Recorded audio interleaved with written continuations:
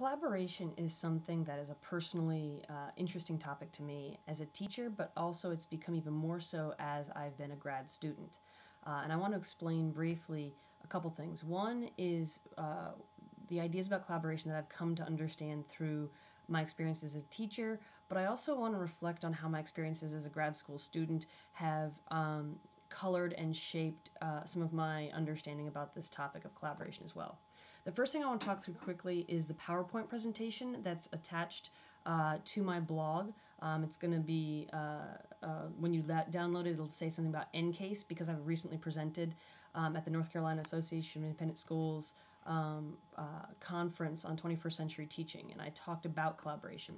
So if you actually look at this PowerPoint presentation, the first screen that you're going to see has got my sort of essential questions about teaching collaboration and the questions that I think are most important to focus on.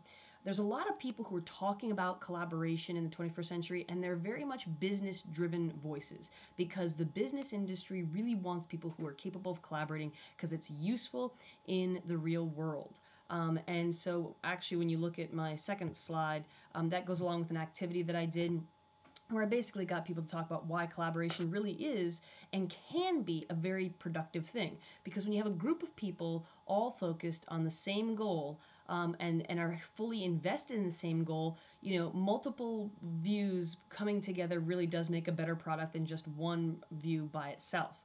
However, one of the things I really wanted to explore with this presentation is how it's really hard to recreate the real world motivations for collaboration in a classroom setting. And that's my third slide, is talking about how the classroom setting, whether it is in a physical building or whether it, like my University of Illinois classes, is very much a virtual classroom setting. As soon as you have a professor or a teacher who is inherently above, if you will, the students and granting grades for work done, you have created an individual, a competitive, and a transitory environment. What do I mean by that?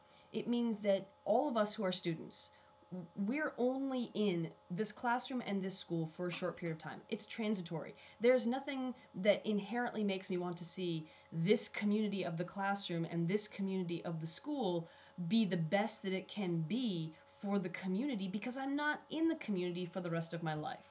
I'm also only in the community for selfish reasons.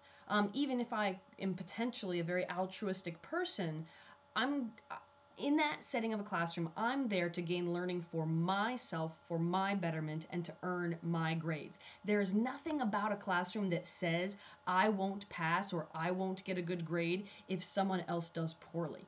And so because that is true, and I think it's normal that that is true, I don't have an intrinsic desire to help someone else learn. Which I think makes it really challenging for a teacher to create some of the intrinsic and extrinsic reasons why people want to collaborate in the real world. Another dilemma that's moving on to slide number 4 is that to collaborate effectively, it's not just a skill like learning literally how to shoot a foul shot or how to write an eloquent paragraph. Just because I learned how to collaborate with a group of teachers that I worked with in school A doesn't mean that when I move to school B, I naturally am going to be as successful at collaborating because it's a new group of people and collaboration is inherently based on our ability to work together as a group, not my personal skills of collaboration. That means I have to go into every new collaborative setting with certain attitudes: empathy, flexibility, patience, trust.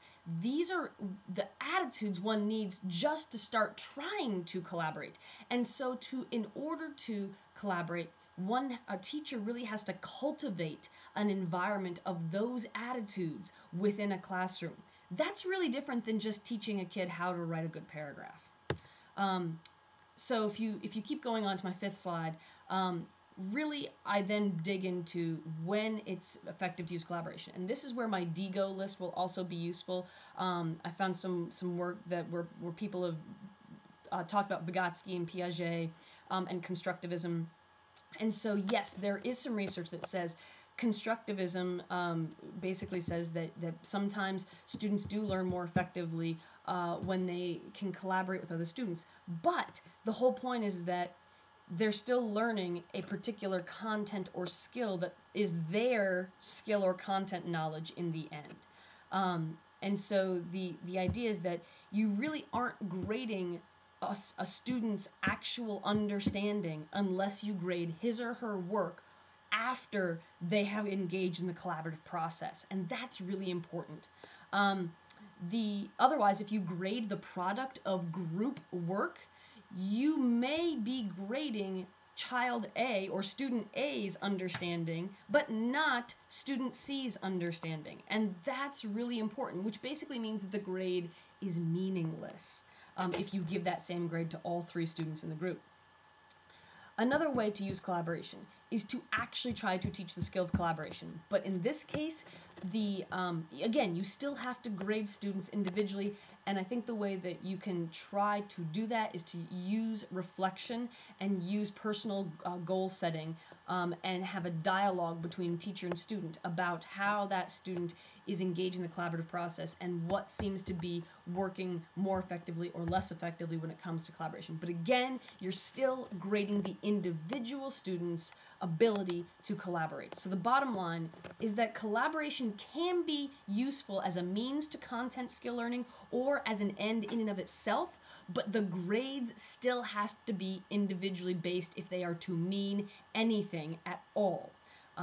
Which is something we struggle with in education. I think as educators, a lot of times we want to use collaborative projects as educators to selfishly reduce the amount of work that we have to grade. Not necessarily a bad thing, but if we're talking about what is truly demonstrating learning of the student, I'm not sure that that does it. It makes our lives easier as educators. My last slide was really where I sort of went into explaining some of the experiences I had in teaching leadership class with a colleague of mine who is an improv actor. And I kind of talked about some different elements of how to help set students up for success if you're going to teach collaboration intentionally as a skill. And again, we're talking about building trust. We're also talking about helping cultivate the skill of metacognition and self-awareness. But also that requires the ability to observe experiences objectively. And I won't go necessarily into all of the details of that, but that's sort of my explanation of the PowerPoint that I did for my end case presentation. The other thing that I think is, as a grad student, what I have experientially learned, I had 2 classes this past summer, and I had to do collaborative projects in both of them. And I had, I would say, moderate success in one, and I had extraordinary frustration in another. And even though I had moderate success in one, it wasn't the structure of the project that led to the moderate success, it was the intrinsic motivation of the students. But here's why both of those projects potentially could have been structured much better to use collaboration in an effective way. I think in both of those projects, my professors wanted us as students to bring our knowledge together and synthesize our ideas to basically augment each person's learning about a certain topic because we were synthesizing our ideas. In other words, 4 minds or 3 minds are better than 1.